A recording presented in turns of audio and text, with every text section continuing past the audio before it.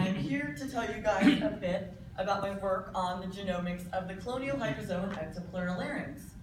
And so, just to give you some background into our questions and what coloniality even is, coloniality is basically loosely defined as being conspecific individuals living on or near each other for some sort of benefit. And particularly for marine invertebrates, this includes helping in the fight for substrate, like on a dock or whatever, obtaining resources from the water column, and helping divide labor among a colony. And so among a lot of cnidarians, the expectation is that these colonies are formed through a process of asexual budding. Therefore, a single colony will be made up of a single genotype or multilocus lineage.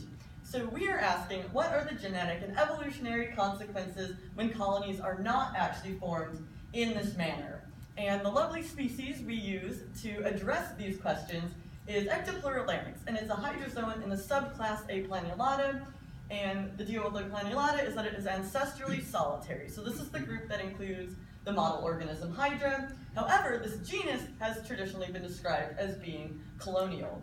And notably, in terms of other aspects of its reproductive biology that'll become important later, instead of releasing freely swimming medusae as part of their sexual reproduction, they hold on and develop the next little polyps in reproductive organs called gonophores. And you can actually see little adorable tentacles of the next generation right there on the mother colony. And so just as a little more background, again, Aplanulata, ancestrally solitary, and includes really cool things like the model organism Hydra and some giant deep sea solitary polyps that are quite large. And then within Ectopleura, it's traditionally thought that coloniality re-evolved, but it's like a little more complicated than that just having happened once. Because what we have are some species in this genus that really only form these 5 to 10 polyp colonies that don't really do any traditional hydrozoan type branching off of one another. And by contrast, Ectopleura larynx, so our study organism and some other members of this genus make these full bushy colonies of dozens to hundreds of polyps that look pretty much just like a hydrozoan colony that would be outside of the Aplanulata. However, although they look like they belong right with the rest of those colonies, they are not formed in the same asexual budding manner. In fact, you never really see Ectopleura larynx doing budding except in response to damage or predation. So what happens instead? Again, the females are brooding the offspring in those gonophores. They'll eventually be released when they're ready to go settle on their own.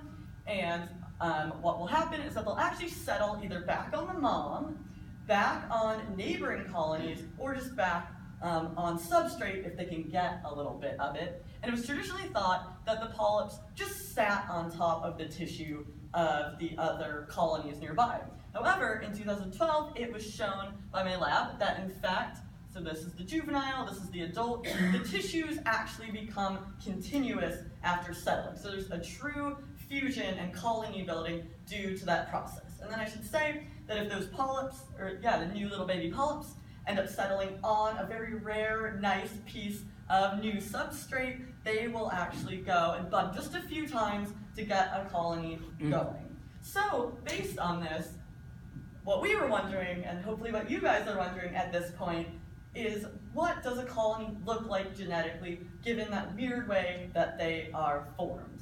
Our hypothesis would be that the colonies are in fact genetically chimeric because they're not formed solely through a process of asexual budding happening over and over again. However, because the colony ends up looking morphologically identical polyp to polyp, we need genetic markers to evaluate that question. And so, in terms of generating those and doing our collection, we collected at multiple sites along Ectopleura's range in Ireland and Maine, several colonies per locality, so about 10 colonies per locality to get background information about the standing level of genetic variation, and then 5 to 10 polyps per colony just to see if they all are the same.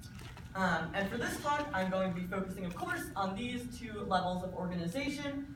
So loci that are polymorphic at this level and even within a colony, and we're just interested in loci recovered in every single individual that we sequence for a colony, so we don't have to worry about missing data when we're looking at patterns of allelic segregation and stuff like that. So as probably many of you guys are doing right now in your research, we address this question using RAD-seq that we created using a modified shotgun genotyping protocol. We use the stats pipeline to help recover informative loci, and I should note that all the results I'm about to present were robust to adjusting parameters for filtering and loci reconstruction in stacks. So once we had our nice set of hundreds of loci per colony that seemed to be polymorphic, we had to now categorize the relationships between the polyps in the colony in the context of having a nice big RAD-seq data set, which is awesome because you have lots of loci to confirm your patterns with, but can get a little bit tricky when you're looking at low diversity clonal organisms because many loci give you many opportunities to see things like sequencing error and somatic mutation, which both would make things you think are clones not look exactly like the identical multi-locus lineage that a lot of software and stuff would assume. So we turned to literature and software from the plant world, in which clonality is quite common, and they're already looking at this kind of thing, for methodology which simulates the expected distribution of pairwise genetic distances between individuals in a colony, in my case, under forms of sexual reproduction, so either with selfing and without,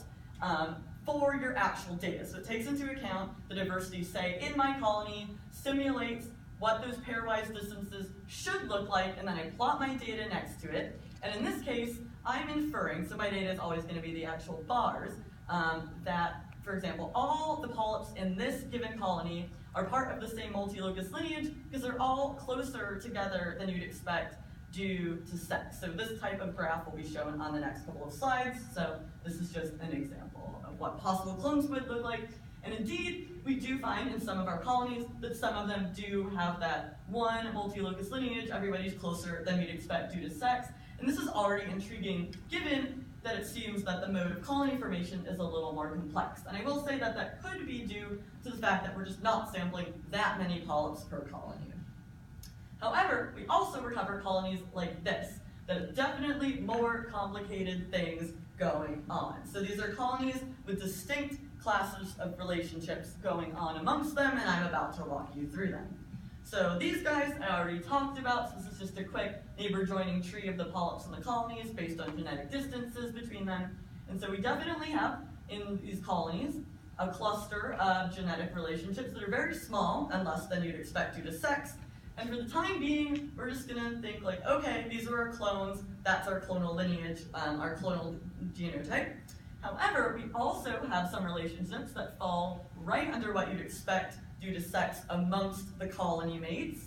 So the sort of slightly larger distances, again. And then we have these things when you compare some of the really distant polyps to the clones and what we think might be familial relationships that are actually larger than you'd expect due to sex in the colony. So these might represent gene flow. And so to look at these potential classes of relationships and confirm that they were sort of what we thought they were, we went and traced what the loci were sort of actually doing in these relationships. So comfortingly, between our clones, when we looked at different pairs of clones, we found that the loci that were polymorphic between the different pairs of clones were largely just unique one-off sites that were different between clones. There was no systemic differences between different clones or repeated mutations or anything more interesting like that. And in fact, so this is sort of just a little schematic of what that looks like between clones at different SNPs. And in fact, when we looked at basically the number of differences, so like the 5 sites that differ between clones, and put it in the context of all like 40,000 polymorphic and non-polymorphic sites that we sequenced for this colony, it's right in line with estimates of Illumina error, sequencing error rate. And this type of relationship was found in all 21 colonies. So there were clones in all colonies that we ended up looking at for this study. So that's comforting, and those probably are clones within sequencing error of one another. So a little more complicated are these potentially familial relationships. They might be sibling-clone, or even parent-offspring type of relationships. And what we'd expect to see at these sites is at the sites where the clonal genotype is heterozygous, that those sibs or offspring would be potentially look like the results of segregation or sexual reproduction between the clonal types. So basically a form of selfing, and indeed we find that pretty much all the loci, with the exception of some more sequencing error, for these individuals, look like the products of sex between clones. So that is, again, comforting, and this type of relationship was found in most of our colonies. And finally, we get to those sort of oddball, weird relationships that look further than you could expect due to sex amongst colony mates, and these make up the bulk of the sites that are even polymorphic in a colony. And what we find is that those individuals are fixed for the alternate homozygote versus the clonal genotype. So that's not possible to either be explained due to just sex amongst clone mates, and a little hard to explain due to like a double sequencing error. And we were also concerned that this might look like allelic dropout or loss due to sequencing depth of the parental, like one of the two clonal alleles or whatever. So we could look at the sequencing depth for these and found out that they weren't, low sequencing outliers or anything for either the individuals and the sites in question, and these were found in a lot of those colonies as well. And so in a broader pattern, when you zoom out to an entire collecting site and look at between and within colony distances, we find that there are within colony genetic distances, so in yellow here, that are just as big as the within colony distances, which are in red, and vice versa, so that there are actually some between colony relationships that are extremely small, indicating to us that there are in fact some clonal genotypes present in multiple colonies, and that there are no trends in male versus female colony composition, even though females are the ones with the opportunity to breed.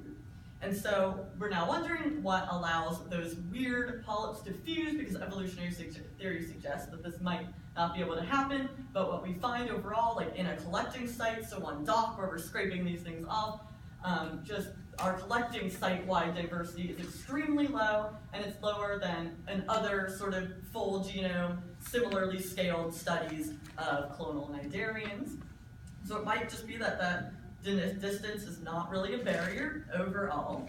And so finally, we have a couple last questions that we're hoping to address soon. First of all, how does sex determination even work in the system, given that they all look like they're one sex in a colony, even though they're genetically chimeric, so it's definitely not a straight genetic sex determination. And then also just what allows for the formation of large colonies in Ectopleura larynx, but not in the rest of Ectopleura. And just to remind you, because again, some of them are big and bushy, some of them are definitely not. And some of this might have to do with the rest of the reproductive biology of Ectopleura, namely that the colonies that form the giant colonies are also the brooders, so there might just be more proximity for those offspring to settle back on the mom and on neighboring colonies. On the other hand, the colonies that are the species that produce only very small colonies actually do release their reproductive parts as medusae, which may not allow for such settling of individuals and buildup of large colonies.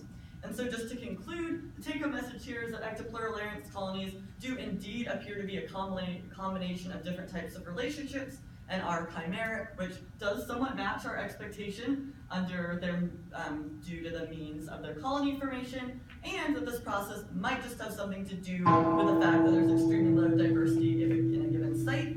And so I would like to thank these lovely people and you lovely people for being here, and I'll take questions, and you can always contact me there. Thank you.